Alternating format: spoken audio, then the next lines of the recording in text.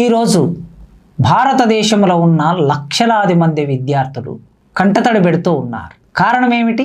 NTA నిర్వహించిన national testing agency నిర్వహించిన పరీక్షను రద్దు చేశారు. 2026 సంవత్సరంలో మే 3వ తారీఖు నాడు దేశవ్యాప్తంగా ఈ పరీక్షను నిర్వహించారు. విదేశాలలో కూడా కొన్ని సెంటర్లో ఈ పరీక్ష నిర్వహించారు. 22,11,000 మంది విద్యార్థులకు పైగా ఈ పరీక్షకి హాజరయ్యారు. 22 లక్షల మంది విద్యార్థుల్లో కనీసం 1,00,000 నుంచి 2 లక్షల మంది విద్యార్థులైనా ఈ పరీక్షలో పాస్ అయి మంచి ర్యాంక్ వచ్చి సీటు పొందాలని భావించే వాళ్ళు ఉంటారు. 50% 22 లక్షల్లో 10 లక్షల మంది విద్యార్థులు రోజులో 15 నుంచి 18 గంటలు కష్టపడి పనిచేస్తూ ఉంటారు. ఇంత సమయాన్ని వెచ్చించి తమ జీవితంలో ప్రధానమైన భాగాన్ని 2-3 సంవత్సరాలు ఈ పరీక్ష కోసమే సిద్ధమవుతూ ఉంటారు. ఇంతమంది జీవితాల్లో ఇప్పుడు ఏం జరిగింది? వారి ఆశల మీద నీళ్లు పోశారు. వారి ఆశలు అడి ఆశలయ్యాయి. ఇప్పుడు ఆ విద్యార్థులందరూ రోడ్డు మీద చౌరస్తాలో నిలబడ్డారు. ప్రశ్నార్థకమయ్యింది. మళ్ళీ పరీక్ష పెడతారా? బాగా రాసిన వాళ్ళ పరిస్థితి ఏమిటి? బాగా రాయని వాళ్ళ పరిస్థితి ఏమిటి? ఒక విద్యార్థి మానసిక ఆందోళన ఏమిటి? ఎన్ని విషయాల చుట్టూ మన సమాజానికి బాధ్యత లేదా? ఈ అన్ని విషయాలను ఆలోచించాలి కదా. తప్పనిసరిగా ఆలోచించాలి. పరీక్ష రాసిన 22 లక్షల మంది విద్యార్థుల సమస్య మాత్రమే కాదు. ఇది 146 కోట్ల జనాభా కలిగిన దేశం ఆలోచించవలసిన సమస్య. మనందరి బాధ్యత. మన ఇంట్లో ఈ పరీక్ష రాయకపోవచ్చు, కానీ సమాజంలో నీవు భాగమైనప్పుడు, దేశంలో నీవు పౌరువైనప్పుడు, పౌరురాలివైనప్పుడు తప్పనిసరిగా ఈ సమస్య ఇది సమాజ సమస్యగా భావించాలి. ఏ ఒక్కరి సమస్య వ్యక్తిగత సమస్య కాదు. ఈ దేశంలో ఏ ఒక్కరి సమస్య అయినా అది సమాజపు యొక్క మూలాల్లో నుంచే ఆ సమస్య ముందుకొస్తుంది. కనుక ఈ సందర్భంలో కొన్ని విషయాలు మీతో మాట్లాడదామని ఈ వీడియో చేస్తున్నా.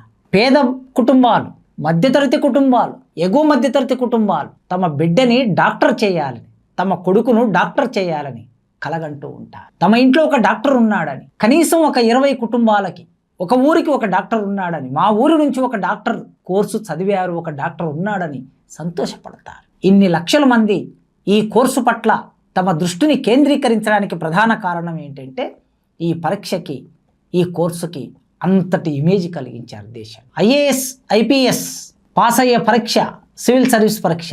ఈ పరీక్షని జాతీయ సంస్థ నిర్వహిస్తుంది. ఈ పరీక్షకి హాజరయ్యే వాళ్ళు 10 లక్షల మంది. చివరికి ఉద్యోగాలు పొందే వాళ్ళు 700-800 మంది మాత్రమే ఉద్యోగాలు పొందుతారు. అఖిల భారత సివిల్ సర్వీస్ సంస్థ ఈ పరీక్ష నిర్వహిస్తుంది. దీనికన్నా ఎక్కువగా డాక్టర్ కావాలనే కోరుకున్న వాళ్ళ సంఖ్య ఎక్కువ ఉంది. సివిల్ సర్వీస్ ఎగ్జామ్కు హాజరయ్యే వాళ్ళు 10 లక్షలైతే ఉద్యోగాలు పొందే వాళ్ళు 1000 మంది లోపైతే డాక్టర్ కావాలని కోరుకునే వాళ్ళు 22 లక్షలు, అందులో సీట్లు పొందే వాళ్ళు తక్కువ 2 లక్షల మంది. ఎందుకు ఇంత ప్రాధాన్యత వచ్చింది అంటే సీట్లు ఎక్కువ ఉన్నాయి, అవకాశాలు ఎక్కువ ఉన్నాయి. రెండోది, దేశంలో ఏ ఉద్యోగులు లేకపోయినా బతకవచ్చేమో, కానీ డాక్టర్ లేకపోతే బతకడం కష్టం కదా. అందుకే డాక్టర్లకు అంత ఇమేజ్ ఉంది. కనుక విపరీతంగా ప్రైవేటు కోచింగ్ సెంటర్లు వచ్చాయి. ఒక 20-30 సంవత్సరాల కాలంలో చూస్తే మనం ప్రైవేటు జూనియర్ కాలేజీలు వచ్చాయి, ప్రైవేటు కోచింగ్ సెంటర్లు వచ్చాయి. మెడిసిన్ కోచింగ్ ఇవ్వడం కోసమే కొన్ని సెంటర్లు. స్కూల్ నుంచి మొదలు పెడతారు దీని కోచింగ్. 7th, 6th క్లాస్ నుంచి మొదలుపెట్టి నీట్ ఎగ్జామ్కి సంబంధించిన సిలబస్ను ప్రత్యేకంగా రూపొందించి 6th నుంచి ఫౌండేషన్ కోర్సు పెట్టి 10th class first year, intermediate first year, second ఇయర్లో పూర్తిగా మెడికల్కి సంబంధించిన కోర్సు సిద్ధం చేయడానికి విద్యార్థులని ట్రైనింగ్ చేస్తారు. అందుకే కొన్ని లక్షల కోట్ల రూపాయలు వ్యాపారంగా దీని చుట్టూ కేంద్రీకృతమై, అందుకే ప్రారంభంలో 1970ల కాలంలో మనకి ఎంసెట్ ఎగ్జామ్ వచ్చింది ఉమ్మడి ఆంధ్రప్రదేశ్లో. మెడికల్ కాలేజీలు అంటే Gandhi medical college, Kakatiya medical college, Andhra university medical college, Guntur medical college, ఇట్లా కొన్ని మెడికల్ కాలేజీ ప్రభుత్వ ఆధీనంలో నడిచేవి.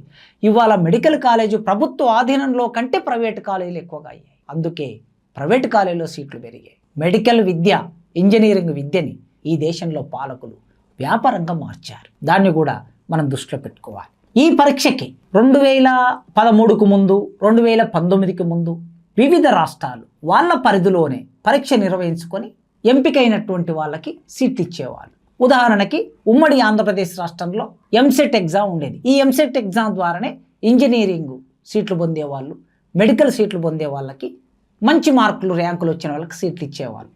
కానీ కేంద్ర ప్రభుత్వం ఆల్ ఇండియా మెడికల్ బోర్డు ఒక ఆలోచన చేసింది, దేశవ్యాప్తంగా ఈ పరీక్ష నిర్వహిస్తే బాగుంటుంది కదా అని.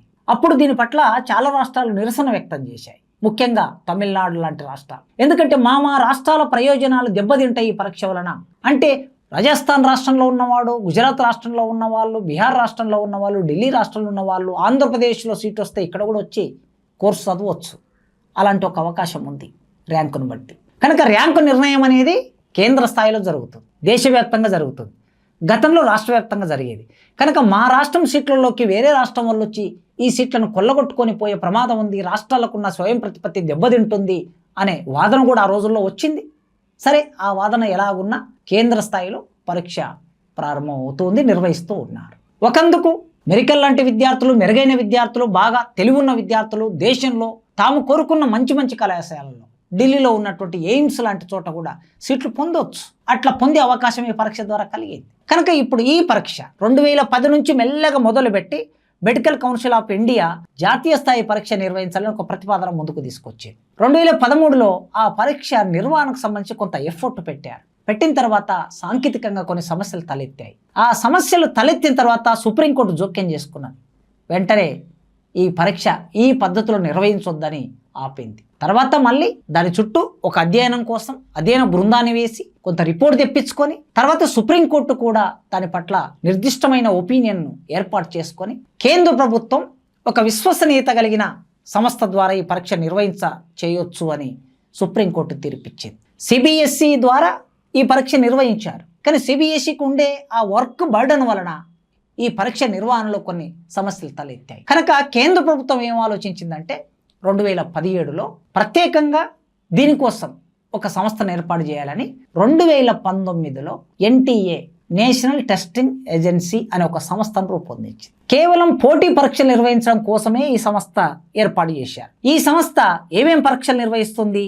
నీట్ ఎగ్జామును, నెట్ ఎగ్జామును, జేఈ ఎగ్జామును, సియుటిఈ సెంట్రల్ యూనివర్సిటీ ప్రవేశ పరీక్షను ఇది నిర్వహిస్తూ ఉంటుంది. కేవలం పోటీ పరీక్షలు నిర్వహించడమే ఈ ఏజెన్సీ యొక్క ప్రత్యేకత. ఈ ఏజెన్సీ కేంద్ర ప్రభుత్వ విద్యాశాఖ మంత్రి ఆధీనంలో పనిచేస్తుంది. ఇంతకుముందు ఎంహెచ్ఆర్డి అనేవాళ్ళు, ఇప్పుడు విద్యాశాఖ అంటున్నారు. ఆ శాఖ ఆధీనంలో దీని నిర్వహణ, దీని నిర్మాణం, దీని పని విధానం కొనసాగుతూ ఉంటుంది. ఈ ఎన్టీఏ నిర్వహించే ఈ పరీక్షల్లో ఎంత పగడ్బందీగా పరీక్ష నిర్వహిస్తారో చూస్తే మీరు ఆశ్చర్యపోతారు. ఇంత పగడ్బందీగా నిర్వహించినా కూడా ఎందుకు ఇది ఫెయిల్ అవుతున్నది? 2024లో ఈ పరీక్షలో చాలా వివాదాలకు గురైంది, 2025లో చాలా వివాదాలకు గురైంది, ఇప్పుడు 2026లో చాలా వివాదాలకు గురైంది, 2024లో సుప్రీంకోర్టు జోక్యం చేసుకోవాల్సి వచ్చింది. 720 మార్కులు బై 720 మార్కులు వచ్చాయి ఒకే సెంటర్లో. 60 మందికి ఏమో అనుకుంటా. ఒకే సెంటర్లో 720 బై 720 మార్కులు వస్తాయా? వచ్చాయి. అంటే ఏం జరుగుతుంది? అయితే ఈ సెంటర్లో కాపీయింగ్ జరిగిందని లేదా క్వశ్చన్ పేపర్ లీక్ అయిందని చెప్పడానికి సరైన ఆధారాలు లేవని సుప్రీంకోర్టు ఆ కేసును కొట్టేసి. కానీ ప్రతి సంవత్సరం నీట్ ఎగ్జామ్ సంబంధించి ఈ లీకేజీల పర్వం అనేది కొనసాగుతూ ఉంది, ఒక్కొక్క స్థాయిలో ఒక్కొక్క రకంగా. ఇవాళ రాజస్థాన్ కేంద్రంగా లీక్ మొదలై ఒక జిరాక్స్ సెంటర్ క్వశ్చన్ పేపర్ను బిడ్ బ్యాంక్, మామూలుగా మీ అందరికి తెలుసు కదా, చదువుకున్న వాళ్ళందరూ కూడా చిన్నప్పుడు 10th క్లాసు ఇంటర్మీడియట్ చదువుకునేటప్పుడు మనకి మాదిరి ప్రశ్న పత్రం ఉండేది, మోడల్ క్వశ్చన్ పేపర్ అంటాం. ప్రీవియస్ క్వశ్చన్ పేపర్లన్నిటిని ఒక 10, 20, 15 క్వశ్చన్ పేపర్లను సాల్వ్ చేస్తే ఒక ప్రాక్టీస్ అవుతుంది. తర్వాతి క్వశ్చన్ పేపర్ను మనం ఎదుర్కోబోయే క్వశ్చన్ పేపర్ను సులభంగా చేయవచ్చు అని ప్రాక్టీస్ చేస్తూ ఉంటారు. అలాంటి ఒక మాదిరి ప్రశ్న పత్రం లాంటిది మార్కెట్లోకి రిలీజ్ చేశారు.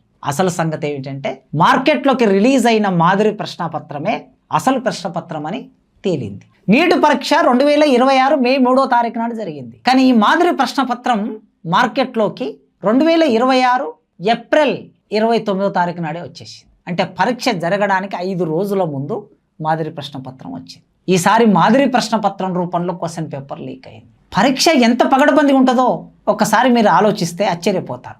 ఉదాహరణకు ఒక సెంటర్ ఉందనుకోండి, ఒక సెంటర్కి ఒక 500 మందిని విద్యార్థుల్ని కేటాయించారు అనుకుందాం. 500 మంది విద్యార్థుల్ని కేటాయించిన ఆ సెంటర్కి ఒక సూపరింటెండెంట్ ఉంటారు, ఒక డిప్యూటీ సూపరింటెండెంట్ ఉంటారు. ఈ superintendent, deputy superintendent school head master, junior college principal, degree college principal, university college principal లేదా సీనియర్ ప్రొఫెసర్ ఎవరైనా ఉండొచ్చు. డిప్యూటీ సూపరింటెండెంట్ వాళ్ళ కింది స్థాయి ఉద్యోగి ఇంకొకరు ఉండొచ్చు. ఆ తర్వాత ఇన్విజిలేటర్స్, ఒక హాల్లో 24 మంది విద్యార్థులకి 2 ఇన్విజిలేటర్స్ ఉంటారు.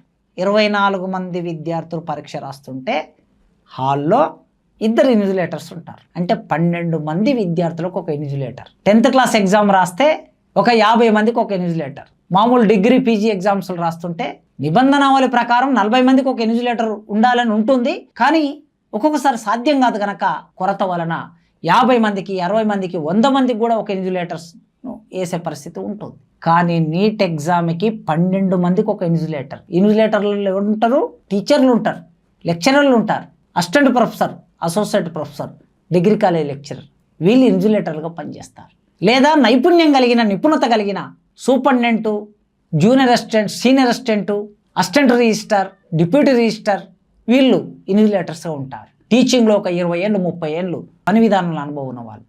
ఇంత అనుభవం ఉన్నటువంటి వాళ్ళు ఇన్విజిలేటర్లుగా పనిచేస్తారు పరీక్షలో. సూపరింటెండెంట్కి, డిప్యూటీ సూపరింటెండెంట్కి 2 సార్లు ట్రైనింగ్ ఇస్తారు. ఇన్విజిలేటర్లకి 2 సార్లు ట్రైనింగ్ ఇస్తారు పరీక్ష ఎట్లా నిర్వహించాలని.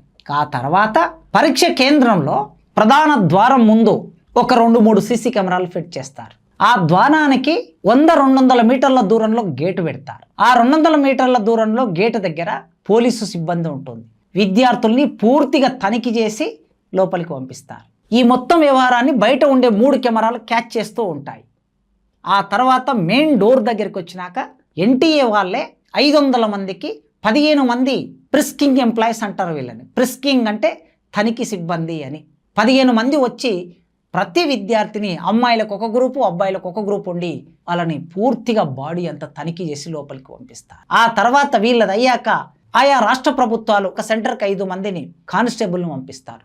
వాళ్ళు చెక్ చేస్తారు. ఇంతమంది చెక్ చేసి ఆ చెక్ చేసే దగ్గర అన్ని మూలలు కవర్ అయ్యేటట్లు 4 సీసీ కెమెరాలు పెడతారు. అక్కడ నుంచి ఒక విద్యార్థి ఎగ్జామ్ హాల్లోకి వెళ్ళాక హాల్ మొత్తం కవర్ చేస్తూ ఒక సీసీ కెమెరా. హాల్లో ఏం జరుగుతుందో ప్రతిదీ చూడడం కోసం చీఫ్ సూపరింటెండెంట్కి రూమ్లో ఒక ప్రత్యేకమైన గదిలో ఒక మానిటర్ ఏర్పాటు చేసి మొత్తం సెంటర్లో ఏం జరుగుతుందో చీఫ్ సూపరింటెండెంట్ అక్కడనే కూర్చొని పర్యవేక్షణ చేయొచ్చు. ప్రతి సెంటర్లో ఏం జరుగుతుందో ఆ సిటీ కోఆర్డినేటర్ పర్యవేక్షణ చేయొచ్చు. ప్రతి సిటీలో ఏం జరుగుతుందో ఎన్టీఏ కోఆర్డినేటర్ ఢిల్లీలో కూర్చొని పర్యవేక్షణ చేయొచ్చు.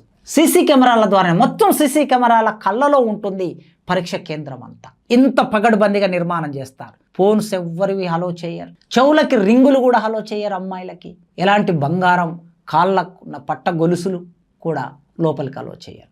డిజిటల్ వాచ్ని లోపలికి అలో చేయరు.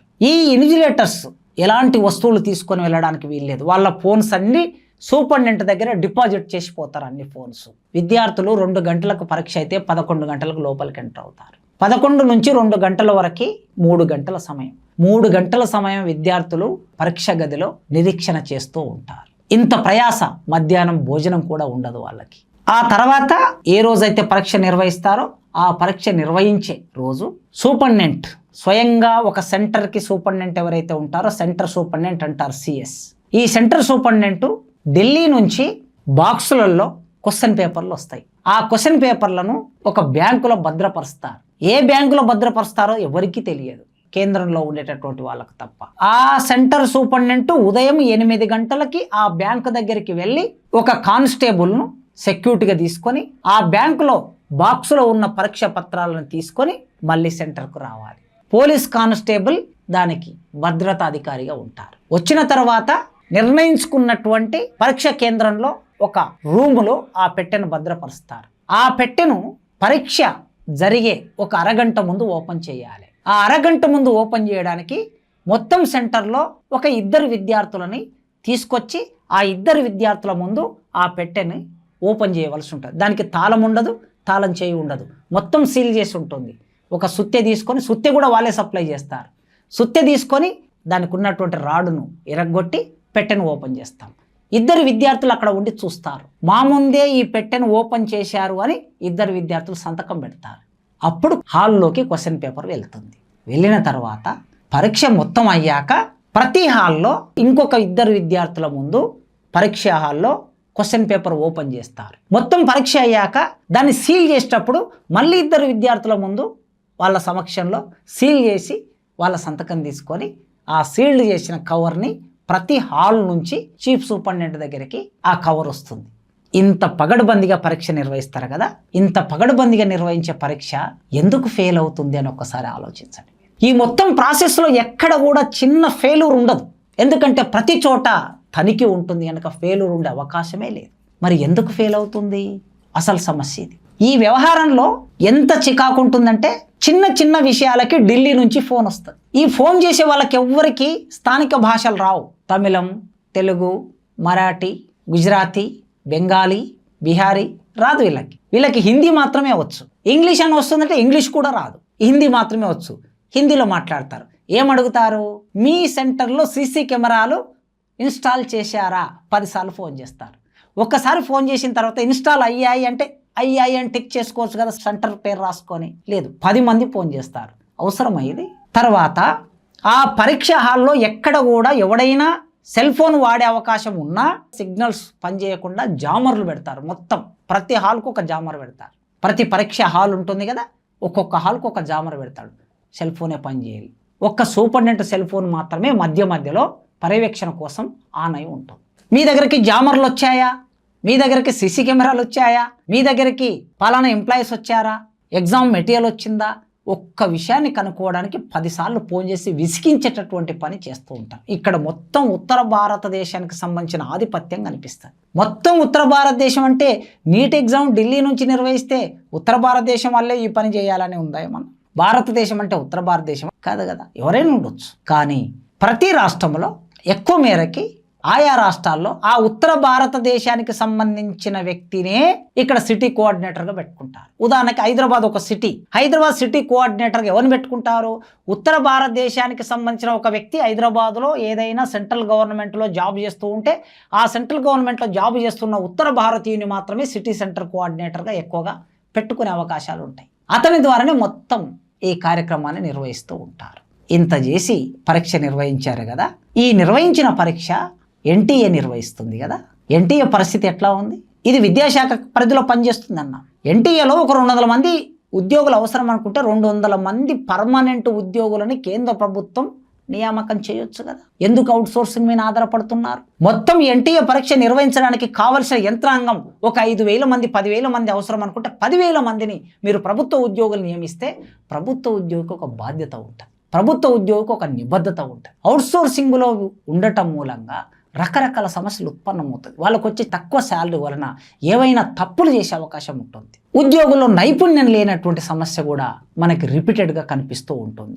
నిబద్ధత లేకపోవడం కనిపిస్తూ ఉంటుంది. అందుకే ప్రభుత్వ ఉద్యోగులు లేకపోవటం అనే ఒక ప్రధాన సమస్య ఆ ఎన్టీఏ కొట్టుమిట్టాడుతున్నట్లుగా వీటన్నిటికి కారణంగా. ఇక ఈ మొత్తం వ్యవహారంలో క్వశ్చన్ పేపర్ తయారు చేయడం కానుంచి మొదలు పెడితే క్వశ్చన్ పేపర్ ముద్రించి దాన్ని ప్యాక్ చేసి వివిధ రాష్ట్రాలకి వివిధ జిల్లాలకి పంపించే ఈ క్రమంలో ఎక్కడైనా క్వశ్చన్ పేపర్ లీక్ అయ్యే అవకాశం ఉంది నిబద్ధత లేకపోతే. ఫైనల్గా ఎవడో ఒకడు టైప్ చేసి ఆ టైప్ చేసిన క్వశ్చన్ పేపర్ను ఒక దగ్గర పెట్టి దాన్ని ప్రింటింగ్కి అయితే పంపించాలి కదా. ప్రింట్ అనే ఆప్షన్ వచ్చేటటువంటి ఒక మనిషి అయితే అవసరం కదా.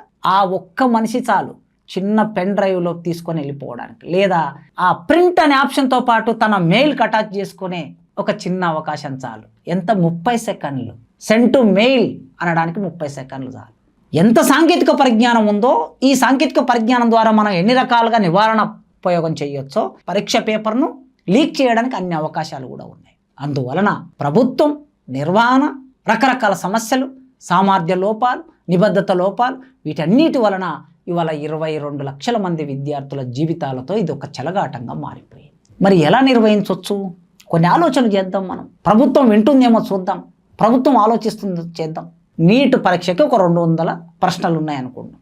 ఈ 200 ప్రశ్నలకి ఎక్స్పర్ట్స్తో ఒక 10,000 ప్రశ్నల నిధిని తయారు చేసి ఆ నిధినంతా పర్యవేక్షణ చేయడానికి కేంద్ర ప్రభుత్వం లేదా ఎన్టీఏను నియంత్రణ చేసే విద్యాశాఖ, నిబద్ధత కలిగిన ఒక 5-6 మంది ఐఏఎస్ ఆఫీసర్లను లేదా విద్యావంతులని ఒక కమిటీగా రూపొందించాలి. ప్రతి సంవత్సరం 10,000 ప్రశ్నల నిధిని పర్యవేక్షణ చేయడానికి, కాపాడడానికి, పరిశీలించడానికి, చూడడానికి ఒక 5 మందితో డైరెక్ట్గా ప్రధానమంత్రి స్థాయిలోనైనా లేదా ఇంకో స్థాయిలోనైనా వారి మీద ఒక కమిటీ వేసి ఒక నియంత్రణ ఏర్పాటు చేయాలి. ఈ 10,000 బిట్ల నుంచి ఈ ఎక్స్పర్ట్స్ ఏం చేస్తారంటే 200 బిట్స్ని తీస్తారు. ఈ 200 బిట్స్ తీసి ఒక 5 క్వశ్చన్ పేపర్లు, అంటే ఒక్కొక్క క్వశ్చన్ పేపర్కి 200 బిట్ల చొప్పున 5 క్వశ్చన్ పేపర్లు తయారు చేస్తారు. అంటే 10,000 బిట్ల నుంచి 1000 బిట్లు తీస్తారు. ఈ 1000 బిట్లలో నుంచి 5 క్వశ్చన్ పేపర్లు తయారు చేశాక ఈ 5 క్వశ్చన్ పేపర్లలో రేపు జరగబోయే పరీక్షలో ఏ క్వశ్చన్ పేపర్ వస్తుందో ఎవరికి తెలియకూడదు.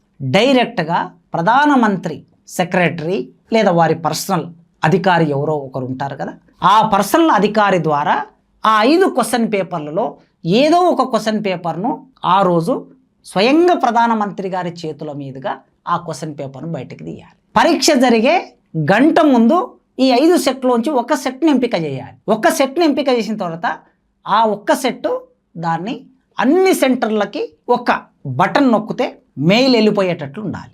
అట్లా ఏర్పాటు చేసుకొని ఓటీపీ ఆయా సెంటర్ సూపరింటెండెంట్కి అరగంట ముందు ఫోన్లకి ఏ విధంగా అయితే ఓటీపీలు పంపిస్తారో అదేవిధంగా ఓటీపీ అరగంట ముందు సెంటర్ సూపరింటెండెంట్ సెల్ ఫోన్కి వెళ్ళిపోవాలి. వెళ్ళిపోయిన తర్వాత ఆ సెంటర్ సూపరింటెండెంట్ ఓటీపీ ద్వారా వచ్చిన మెయిల్ ఓపెన్ చేసుకొని క్వశ్చన్ పేపర్ను ప్రింటౌట్ తీసుకొని అరగంటలో 500 మంది విద్యార్థులు తమ సెంటర్లో ఉంటే అన్ని ఎగ్జామ్ హాల్స్లోకి క్వశ్చన్ పేపర్ వెళ్ళిపోతుంది. ఈ విధంగా చేయడానికి అంటే ఒకవేళ రేపు క్వశ్చన్ పేపర్ లీక్ అయితే ఎక్కడ ఉంటుంది?